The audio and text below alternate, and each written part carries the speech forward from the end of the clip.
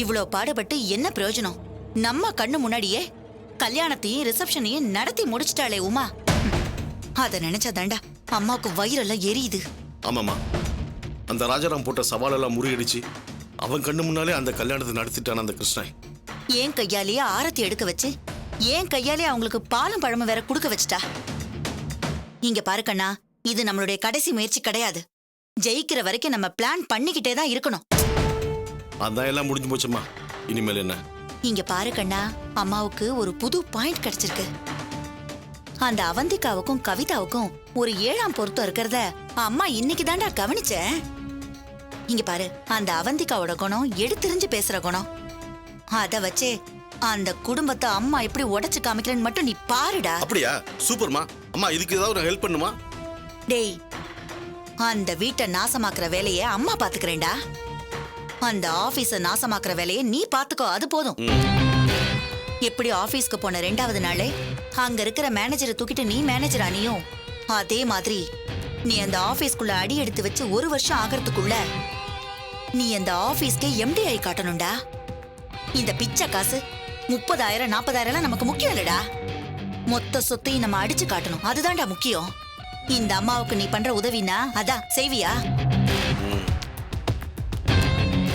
செய்யறம்மா, சத்தியமான அதை நான் செய்யறேன். அந்த குடும்பத்தில் இருக்கிற அண்ணன் தம்பி அப்பா எல்லாத்தையும் ஆபீஸை விட்டு வெளியே விரட்டி கூடிய சீக்கிரமே அந்த கம்பெனிக்கு நான் எம்டி ஆகிறேன். இது சத்தியமா?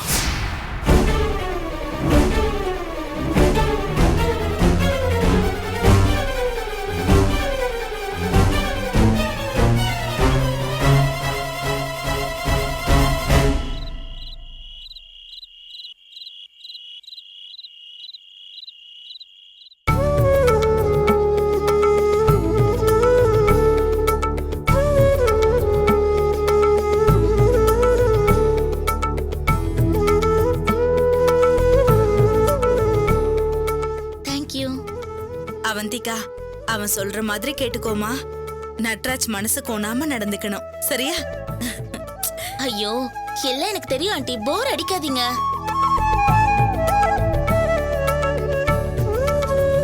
ஏய், பெரியவங்க பேசினா அதை கேட்டுக்காம அதென்ன பதிலுக்கு பதில் பேசிக்கிட்டு? நீங்கெல்லாம் எந்த காலத்து பொண்ணுகிட்ட எதை பத்தி பேசுறீங்க? முதல்ல இவ்ளோ அலங்காரம் எல்லாம் எதுக்கு? இதெல்லாம் தேவையா? ஐயோ, ஒன்ன போய் பொண்ணுன்னு பெத்தம் பாரு. இதெல்லாம் சம்பிரதாயம்டி. இதெல்லாம் வழக்கப்படிதான் நடக்கணும். நீ முதல்ல வாயை மூடிட்டு நாங்க அலங்காரத்தை முடிக்கணும். கவிதா, அவசரப்பட்டு ஆம்பளை புள்ளைய பெத்துக்காதமா, பொம்பளை புள்ளைய பெத்துக்கமா. அப்பதான் நான் பொண்ணு எடுக்க வசதியா இருக்கும். யாரு அந்த குண்டனுக்கா? கவிதாவோட பொண்ணு அவனுக்கு சமைச்சு போட்டே உடம்பு இழைச்சிடுவா.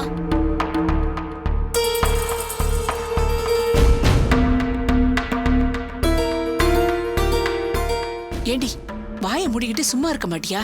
சொல்ல சொல்ல ஓவரா பேசிட்டு இருக்க. பெரியவங்க கிட்ட எப்படி பேசணும்னு ஒரு மட்டு மரியாதை வேண்டாம்? இப்ப நான் என்ன சொல்லிட்டேன்னு நீங்க இப்படி கேக்குறீங்க? அவங்க சாதாரணமா பேசுறாங்க, நான் ஜாலியா பதில் சொன்னேன். இதுல என்னமா இப்ப தப்பு இருக்கு? ஐயோ கடவுளே, இவ எப்படிதான் பழைக்க போறாளோ தெரியல. ஏம்மா வளர்மதி, இவளை கொஞ்சம் ரெடி பண்ணுங்க, நான் சம்மந்தி அம்மாவை பார்த்துட்டு வரேன். ஏய் வாடி. இந்த வரேம்மா. சரியா இருக்கா? அவந்திகா, திருஷ்டி போட்டு வைக்கிறேன். வேண்டாம். சின்னதா வைக்கிறேம்மா. வேண்டான்னு சொல்றேன்ல.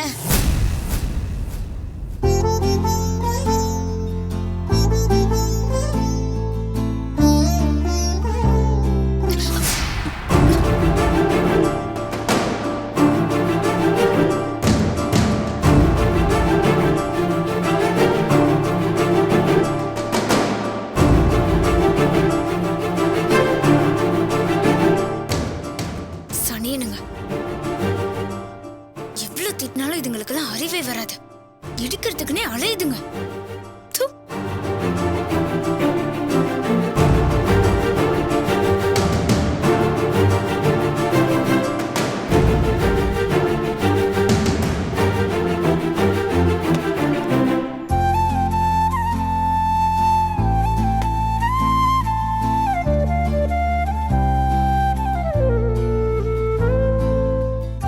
புது மாப்பிள்ளைக்கு ரப்பப்பரே நல்ல ஏய்!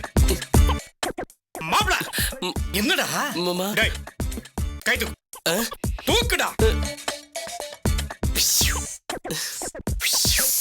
இறக்கு டேய் மாப்ள இப்பதான்டா நீ ரொம்ப அம்சமா இருக்க டேய் மாப்ள அப்படியே நீ நேரா போய் பொண்டாட்டிய பார்த்தேன்னு வச்சுக்கயே அவ உன்னை பார்த்ததும் சொக்கி போயிடுவா மாமா கொஞ்சம் தொட்டு பாருங்களேன் மாமா காய்ச்சல் வர மாதிரி இருக்கு டேய் என்னடா தலையில குண்டு தூக்கி போடுற என்ன காய்ச்சல்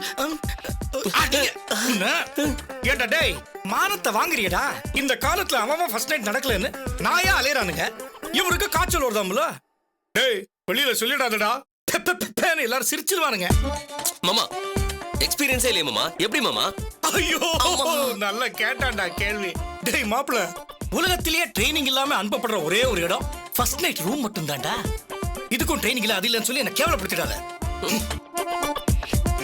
மாமா ஐ மீன் கொஞ்சம் இத தள்ளி வைக்க முடியாதா மாமா டேய் இந்த காலத்துல 5 வயசு பசங்க கூட அக்கு வேற ஆணி வேறன்னு பிரிச்சு மேறானுங்க நீ என்னடா புதுசா சம்மஞ்ச பொண்ணு மாதிரி பிக்கு பண்ணிட்டு இருக்க எதுடா மாப்ள இதெல்லாம் அப்படிதான்டா இருக்கும் போக போக எல்லாம் சரியாயிடும் முன்ன மாதிரி வெக்கப்பட்டவங்கள நாங்க நிறைய பேரை பார்த்திருக்கோம் அவன் ஊர்ல 10-15 செட்டப்ப வச்சுக்கிட்டு ஜாலியா வாழ்றானுங்க டேய் மாப்ள எல்லாம் சரியாயிடும்டா பி கூல் நீ ஒன்னும் டென்ஷன் ஆகாம இரு நான் கீழே போய் எல்லாம் ரெடி பண்ணிட்டு மாப்ள அப்படின்னு குரல் கொடுக்கும் போது வேட்டியை மடிச்சு கட்டிக்கிட்டு கீழே வந்துரு சரி மாமா ஐயோ எப்படி ஆரம்பிக்கிறது நினைச்சு பார்த்தாலே கிர்ன்னு இருக்கே சம்மந்திமா ரூம் அலங்காரம் எல்லாம் முடிஞ்சுதா? பண்ணியாச்சு சம்மந்தி. நல்ல நேரம் பார்த்து கையில பாலை கொடுத்து 2 பேரையும் அனுப்பி வைக்கணும், அவ்வளவுதான். இதுக்கு கூடவா நல்ல நேரம் பாப்பாங்க? ஏய் நீ என்ன உங்க அக்காவுக்கு போட்டியா பேச ஆரம்பிச்சிட்டியா? அவளை எதுக்காக கோச்சிக்கிறீங்க? ஆமாமா, எல்லாத்துக்கும் நல்ல நேரம் பார்த்துதான் ஆகணும். வம்சம் விளங்குற விஷயம் இல்லையா அது? என்னங்க எங்க போறீங்க? நீங்க ஏதோ லேடிஸ் விஷயம் பேசிட்டு இருக்கீங்க, நான் எதுக்கு இங்க மேல போறேன்? நல்லா சொன்னீங்க போங்க. புள்ளைங்கள ஆசீர்வாதம் பண்ணி அனுப்ப வேண்டாமா? ஒரு 5 நிமிஷம் இருங்க, நல்ல நேரம் வந்துரும். பூமிகா ஆண்டி, நீ போய் அவந்திகாவையும் கவிதாவையும் கூட்டிட்டு வா. ஆண்டி. அக்கா, நான் வேணா போய் மாப்பிள்ளைங்களை கூட்டிட்டு வந்துட்டுமா? தேவையில்லடா, அவங்கள அவங்கவங்க ரூம்லயே இருக்க சொல்லு. அப்படியா? நீ சொன்ன சரிக்கா, ஓகே. என்ன போடா மேல போடா.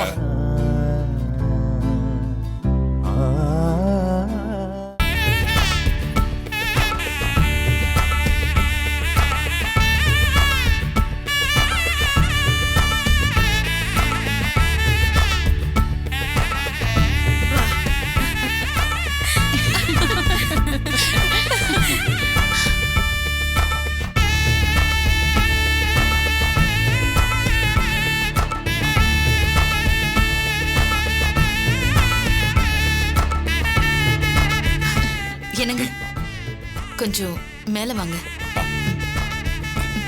வாங்க, எல்லாரும் வாங்க. சரிங்க நீ.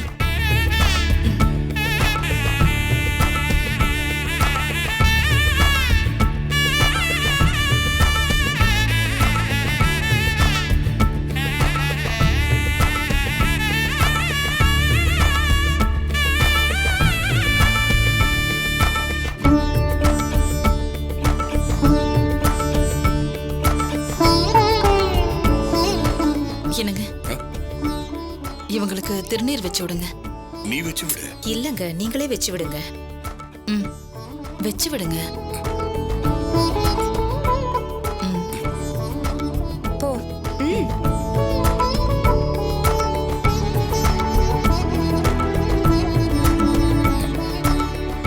வளர்மதி, இவங்களை கூட்டிட்டு போ. எதுக்குமா என்ன வச்சு விட சொன்ன? அவங்களுக்கு ரூமுக்கு போக தெரியாதா?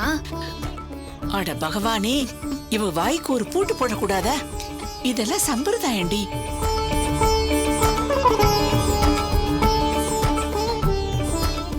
எப்படியோ நடக்க வேண்டிய கல்யாணம் இந்த பாழா போன மனுஷனால குழப்பமும் கலாட்டாவுமா நடந்து முடிச்சு போச்சு. பெத்த பொண்ணுக்கு 2 அட்சதை தூவி ஆசீர்வாதம் பண்ண கூட முடியாம அந்த மனுஷன் ஜெயில்ல இருக்காரு.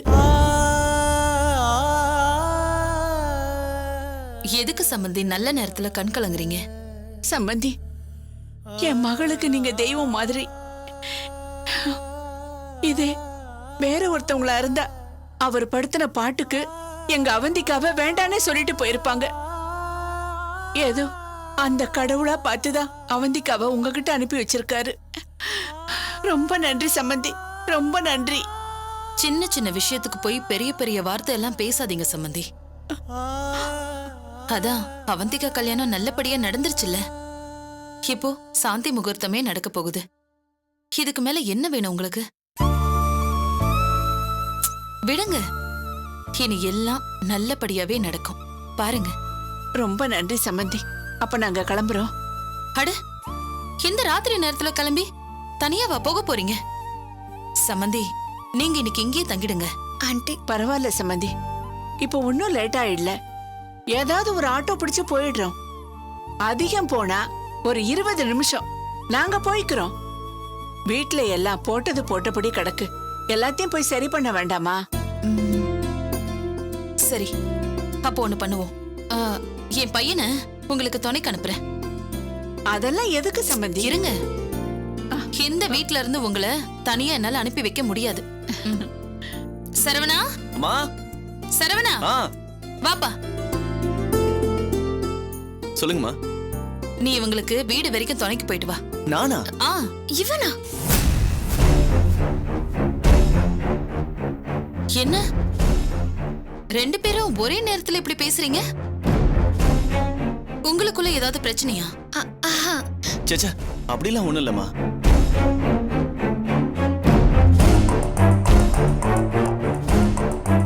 தெரியலங்க சம்பந்தி, நானும் வந்ததுல இருந்து பாக்குறேன். 2 பேரும் முகம் கொடுத்தே பேசிக்க மாட்டேங்கிறாங்களே. அதெல்லாம் ஒண்ணும் இல்ல ஆண்டி. ஆமா, எனக்கு ஒரு முக்கியமான வேலை இருக்கு. பிரபாவை விட்டுட்டு வர சொல்லுங்களேன். ஆமா, பிரபா எங்க இருக்கான்? 2-3 வேலை சொல்லணும்னு பார்த்தா அவனை ஆளை காணோம்.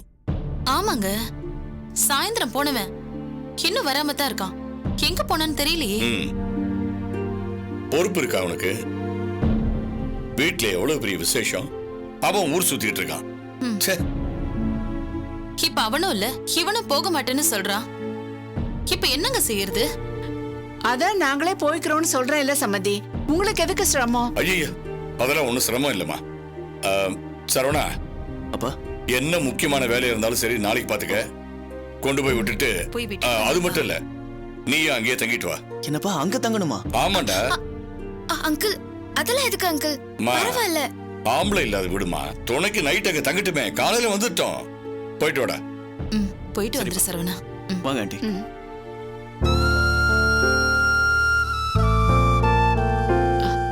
என்ன சம்பந்தி? சம்பந்திமா, நாளைக்கு காலையில எல்லாம் நல்லபடியா நடந்துதான்னு ஒரு வார்த்தை பிள்ளைங்க கிட்ட கேட்டு சொல்லுங்க சம்பந்தி. அதெல்லாம் நான் பாத்துக்கிறேன். நீங்க கிளம்புங்க சம்பந்தி. வரோம். வரேன் சம்பந்தி, போயிட்டு வரோம். வாங்க சம்பந்தி, வாங்க. போயிட்டு வரேன் அங்கிள். போயிட்டு வாங்க. வரேன் ஆண்டி. அண்ணி, எல்லா வேலையும் முடிஞ்சது. டயர்டா இருக்கு, நாங்க கிளம்புறோம். சுசிலா, கிளம்புறீங்களா? ஆமாக்கா. காலையில நிறைய வேலை இருக்கு வைத்தி. 2 பேரும் மேல போய் தூங்குங்க. சரிங்க அண்ணி. இதுக்கு நம்ம கீழே வந்திருக்கவே வேணாம், மேலேயே இருந்திருக்கலாம். Good night. Good night. Saravana ரூம்ல போய் சரிக்கா, தூங்குங்க. சரிக்கா. உமா, உன் செல்ல புள்ள தடிய ஊர் சுத்துற மடையன கொஞ்சம் கண்டிச்சு வை.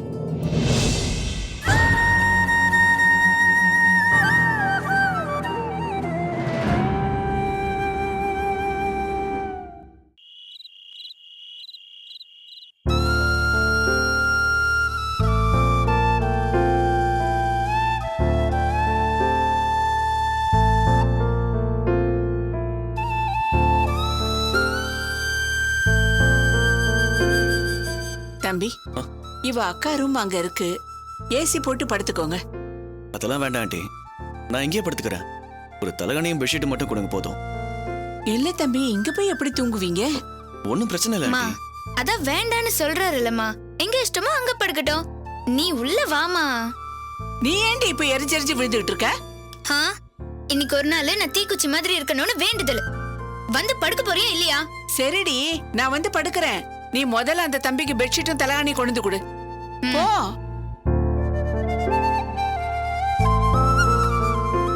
தம்பி ஏதாவது சாப்பிடுறீங்களா? எடுத்துட்டு வரட்டுமா? இல்ல வேண்டாம், நான் வீட்லயே சாப்பிட்டுட்டு தான் வந்தேன். நீங்க போய் படுங்க ஆண்டி. ரொம்ப கஷ்டமா இருக்கு தம்பி நீங்க இங்க படுத்துக்கிறது. அதெல்லாம் ஒன்றும் பிரச்சனை இல்லை ஆண்டி, நீங்க போய் படுத்துக்கங்க. ஏய் ஏண்டி மரியாதையை கையில கொடுக்க மாட்டியா நீ?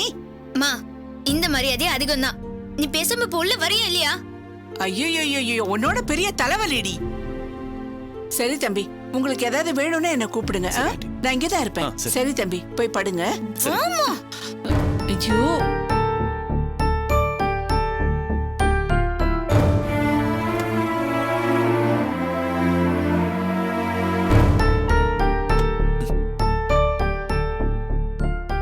இந்த சனிங்கிட்டலாம் வந்து மாட்டிக்கிட்டு அவஸ்தை பண்ணோல தலைவிதிடா சாமி. சீக்கிரம் விடியணும். இந்த குரங்கு முகத்துல முழிக்காம வீட்டுக்கு போய் சேரணும்.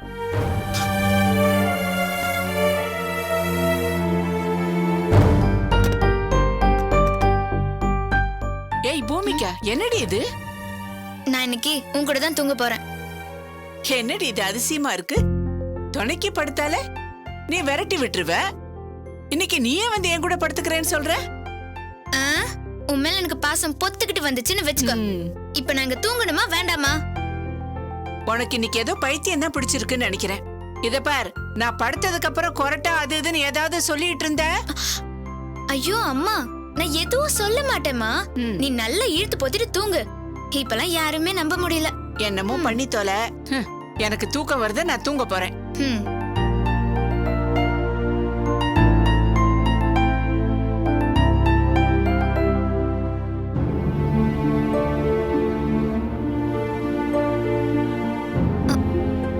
பொறுக்கி பையன், இவனால நம்பவே முடியாது.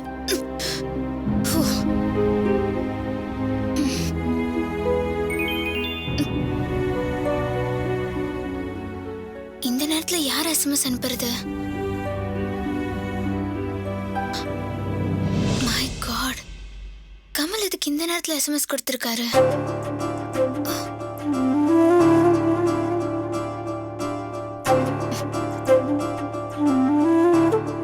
இந்த நேரத்துல கூப்பிடலாமான்னு மெசேஜ் போட்டிருக்காரே, என்னவா இருக்கும்? பாவம், நிறைய பிரச்சனைன்னு சொல்லியிருக்காரு. அதான் படுக்க போறதுக்கு முன்னாடி மனசு விட்டு பேசலாம்னு நினைச்சிருப்பாரு. சரி, நம்மளே கூப்பிடுவோம்.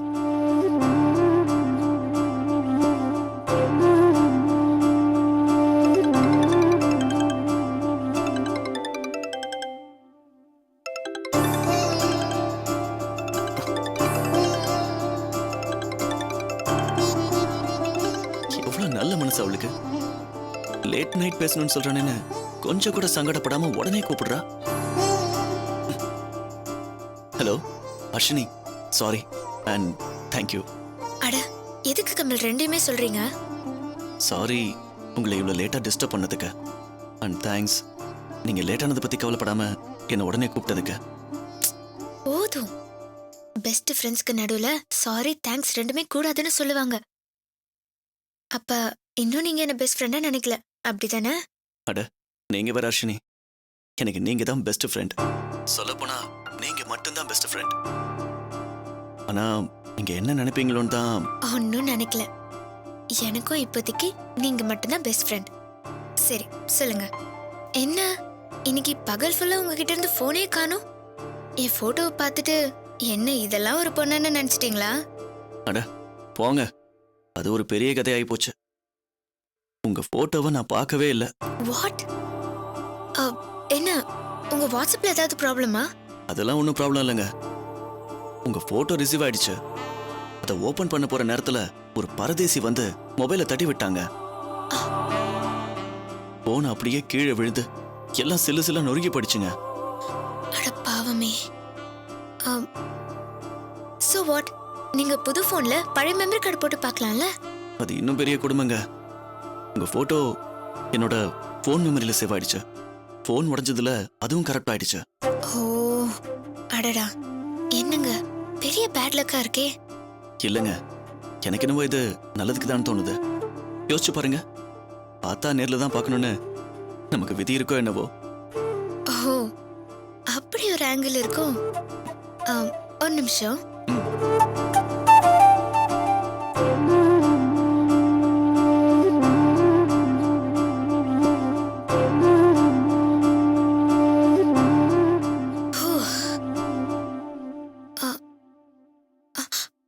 ஐயோ வெளியே அவன் வேற இருக்கானே